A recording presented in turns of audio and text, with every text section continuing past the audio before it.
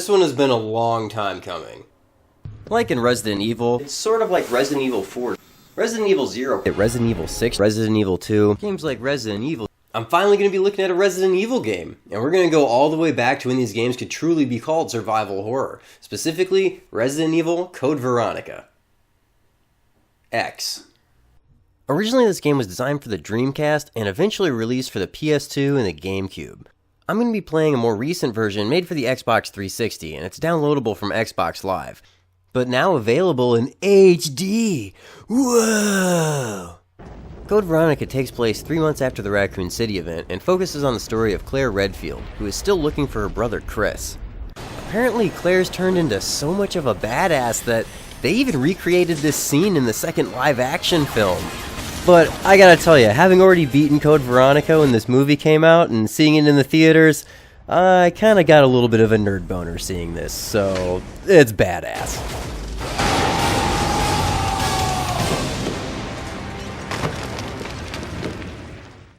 After being caught, she's transferred to a detention center on Rockford Island, off the coast of Brazil. The dark atmospheres are well done and certainly add to the eeriness of the game. Code Veronica doesn't waste any time getting to the point either. Initially, your only weapon is the knife. The good news is that they've made some serious improvements to the weapon, allowing a slash to create multiple wound points. A skilled player can even master the timing to knock a zombie down to the ground by slashing at their thighs. Personally, I'm thrilled that they finally turned the survival knife into a serious weapon. I played through the entire Resident Evil remake for the GameCube using only the survival knife, except for when you have to use the rocket launcher against the Tyrant at the end. So for me, this is a welcome change. For those of you who don't like to get up close and personal with the zombies, you'll quickly get a small arsenal to support yourself with. This game also introduces firearms with large ammo capacities and dual-wielded weapons that can be aimed at multiple targets at the same time. These M100P pistols are some of my favorite guns in the game. Unfortunately, you don't get any more ammo for them, so you gotta use them wisely. Other guns you can dual wield are the Uzis and the Lugers, but the Lugers only have ammunition in the unlockable battle game and not during the main story. They are pretty pimp at getting headshots though. Boom! Headshot! Boom! Headshot! One of the shittiest weapons is the bow gun. The trade-off is that it holds a ton of ammo, which will free up an inventory slot. One of the features that I love about Code Veronica is the ability to upgrade some of the weapons. The bowgun bolts can be mixed with powder to make powerful explosive rounds. The Beretta can be turned into an M93R, which basically turns the gun into a bullet hose. I guess the Glock can be upgraded too. It's supposed to make critical hits easier or something, but I don't really notice a big difference with that one. Early in the story, you'll run into Steve Burnside. He's a fellow prisoner on Rockford Island and helps move the story forward. I didn't really care for his character at first, but as the story developed, he became more interesting. They also included elements of romance between Steve and Claire. While it's far from being James Cameron's Titanic, I was glad to see that Capcom was willing to try and add some of these elements to the game. She'll never let go, Steve, you hear me? She'll never let go. I can't really think of too many similar analogs in the Resident Evil universe that tried this, other than some playful tension between Rebecca and Billy or Leon and Ada. And I guess he is a little flirty with Hunnigan, too. You know, you're kind of cute without those glasses. Give me your number when I get back. Steve's character has some added depth that is hinted at with his general distrust for other people. You'll just end up disappointed if you rely on others. Believe me, I know. What was that all about? This whole cutscene has me a little confused, though. That argument with Steve stems from her trying to get her brother Chris to help her out. Claire's been looking for Chris, which is why she's breaking into facilities and going on shooting sprees. That's the entire premise that led her to Rockford Island. But then she just sends an email to Leon and Chris comes to her? So what the fuck? Why didn't she just do that in the first place? What, did the idea of going around to her friends being like, hey, have you seen my brother? Just dawn on her after she went on a global rampage?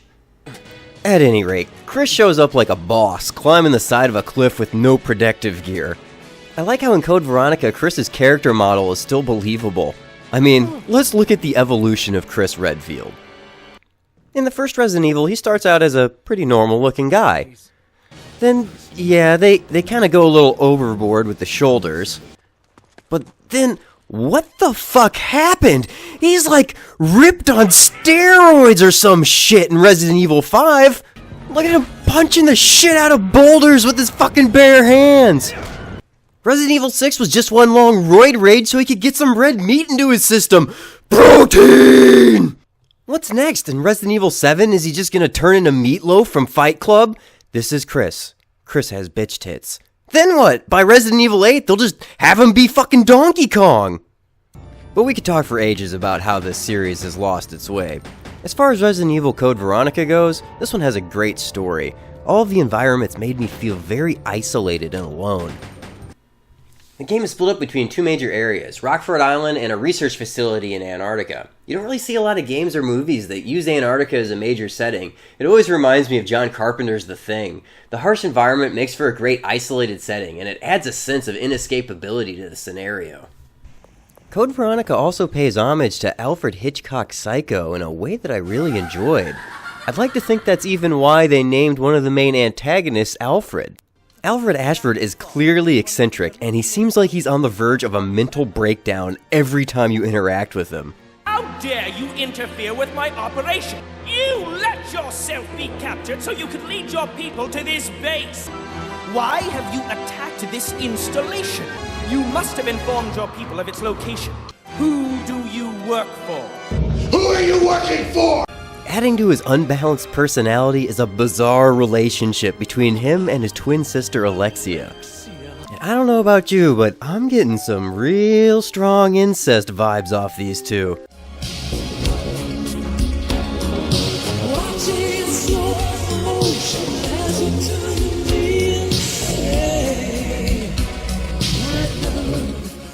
This makes the characters even more unusual in an already creepy story.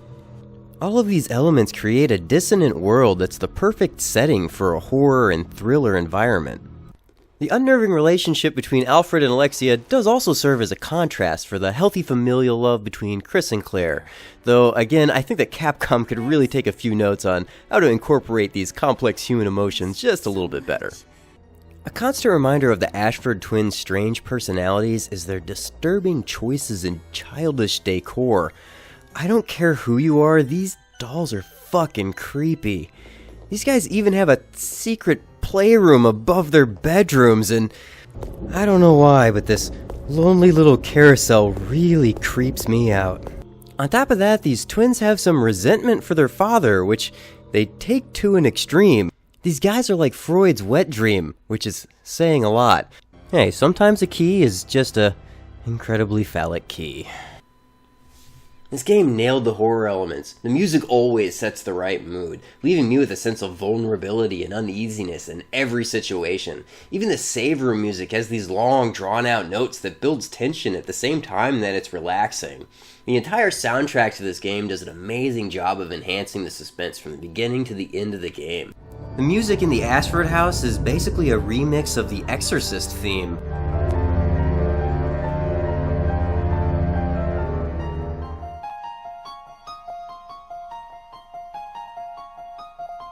I feel like some of the music took some cues from the Psycho theme too. It has that you're about to get stabbed to death feel to it.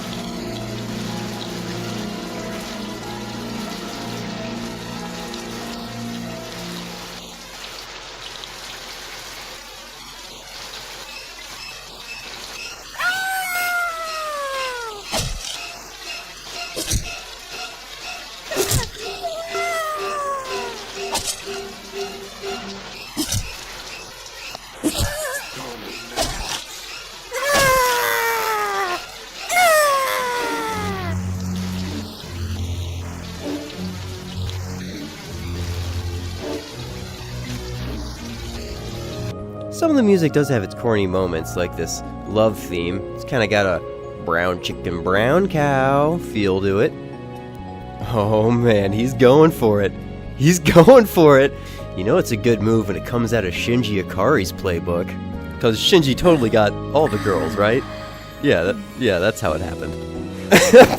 but yeah, Steve, no, he handles it pretty good. Just plays it off. Yeah, just stretching my biceps. Yeah. As far as the graphics are concerned, I am a little disappointed with the Xbox 360 version. These graphics looked okay on the earlier consoles like the GameCube, but they advertised this version as being in HD. I was hoping that they would have remastered it the way that Resident Evil 4 was, which looks amazing on the 360, but Code Veronica, I don't really feel like it deserves that HD title that they put on the label. I mean, look at Claire's jacket. It just looks like shit. You can't read any of that text at the top, and it's like one of those Rorschach ink block tests just to see that Valkyrie. Or is it a lobster? I should also point out that Claire's face during gameplay doesn't look anything like her face during the cutscenes. Like, what, are we playing as her stunt double or something? There are plenty of times when the attention to detail does shine through, though. Look at the detail on this shadow. It looks pretty realistic, and it responds to motion the way that I expect a real one would. These computer screens in the menu, they look alright too. If you're playing on one of the earlier versions on the original consoles, then I think it looks pretty damn good. Not as good as the Resident Evil 1 remake or Resident Evil 0, but it's still okay for its time. Of course, there's one thing I can't avoid mentioning. It's the controls and the camera. These aspects of a Resident Evil game are closely tied together. Initially, the controls aren't very intuitive. Up always moves forward, left and right always turns the character, and down always moves backwards. If you've never played one of these games before, it's gonna feel clunky at first. The reason for these controls is to allow you to move the character between predetermined camera angles without running into an indeterminate camera situation, like in Death by Degrees. Because this is a horror game, the locked cameras help build tension, but it's still frustrating as shit sometimes. I often find myself in situations where I can hear a zombie, but I don't know how far away he is. I don't want to walk around a screen change and get bit by a zombie that's standing right there. Fuck! Instead, I'm just standing here like an idiot, waiting for a zombie to walk into frame. But they're fucking zombies, so sometimes they just wander around all dumb and brainless. You know, fucking zombie-like. Oh shit, did you just see that zombie face plant that wall? You're not supposed to bend that way, dude. Fucking stupid zombies. Oh, look at this. I'm gonna make him trip down the fucking stairs. Oh, that had to hurt. But it can be hard to get the zombies to do what you want, and you're always trying to save bullets. Here I just want to save some ammo, but I can't find an angle where any of the zombies are in frame so I can see what the fuck I'm shooting at. So I just wander around to find a better angle, and what happens? They bite me! Fuck! And these locked cameras still give me the same paranoia about checking every corner. See? These bastards had ammo and health hidden over here! One of the off-screen monsters even managed to get me to jump in real life once. Ah! Dick move. This isn't a terrible problem, but it is an annoying one. What makes this Resident Evil interesting is that it includes some first-person POV weapons, like the sniper rifle and the linear launcher. The battle game even has a first-person mode, which is really fun. Oh damn, I just Indiana Jones'd the shit out of those zombies! This first-person mode shows that the game engine could support it, so it would have been a fantastic option to have in the main game, even if in a restricted capacity. The battle game does get a lot easier when it's in first person. Fallout 3 allowed you to switch between first and third person anytime, and I think this would have been a really innovative idea in the Resident Evil series if they had implemented it back then. On top of the camera, the aiming controls aren't great. Pulling up your gun will auto-lock onto a target, and using the left trigger is supposed to let you switch between the targets. But check this out. This hunter jumps over me like Dennis Rodman, and I can't get my gun to lock back onto him. Or here, with Wesker, the game tries to lock onto this exploding barrel. Right, you know, so I can blow it up in my face, with a knife. You have no idea how much I hate you. Yeah, my thoughts exactly. Good thing I have so many mixed harbs? The real meat of this game is in solving puzzles. You'll need to find keys and key cards to open new doors. Different items will be needed for different puzzles, so it pays off to explore the environments.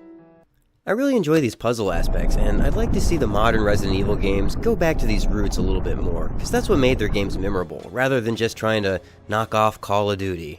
Where do I crib my kill streaks?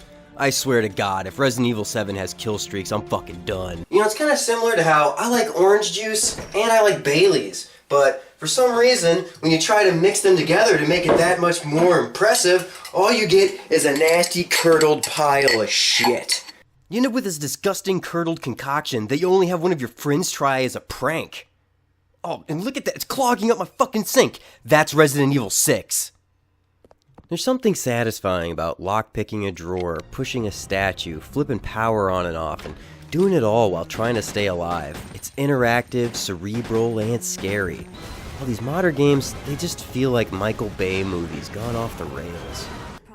One major letdown that I have with Code Veronica is that it doesn't overtly have a lot of replay value. Now, I've played this game many times, and I always enjoy it, but Code Veronica left out many features present in other Resident Evil titles. There are no alternate costumes you can unlock for the story, and there aren't any normal guns that you can unlock either. The only weapon you can get for the story is the rocket launcher, which basically requires a flawless playthrough with only one save point, no first aid kits, a fast time, and you have to do some extra side shit too. This makes the game less fun to repeat, and it feels like a very odd omission for a Resident Evil title. You can unlock the linear launcher for use in the battle game by playing through as Wesker. You only get the knife, which makes it one of my favorite modes. You can find a Magnum near the end, which you're going to want to beat Alexia. Yeah, what now? Who's on the floor now? Whoa, don't get back up. I wasn't talking shit. I don't normally condone cheating, but if you're playing on one of the older console versions that's not connected to the internet, then a Game Shark or an Action Replay is the closest you're going to get to a second playthrough and unlocking some of those guns. Just don't bring that shit onto Xbox Live, where someone has clearly already cheated. I don't know what's more impressive, beating the game in 1 second or being at the top of the leaderboard with the clock maxed out. Oh, shameful. Inside the main game, I also found that there was little incentive to fight some of the bosses. You gain nothing for killing this electrical salamander or this giant spider, and you can just grab the relevant item and go about your day. I guess the same was true for Yawn in Resident Evil 1, but it would have been nice to earn something for your effort and wasted ammo. To save ammo, I often found it was easier to just run past some of the monsters rather than stand and fight. Eventually it does pay off to fight this Tremors monster as long as you helped out Rodrigo as Claire. They even made some major cutscene improvements. Go on. Follow your sister and get off this island. I mean, look at that versus Resident Evil 2. Now go. But just go. Man, that was corny. If you're a fan of survival horror, then this game won't let you down. It also sits at the end of an era for Resident Evil, before the walk in a line and shoot zombies phase happened. Even though this game could use some improvements, it's still one of my favorite Resident Evil games. So if you're ready to get creeped out and kill some zombies, then check it out and pick up Resident Evil Code Veronica.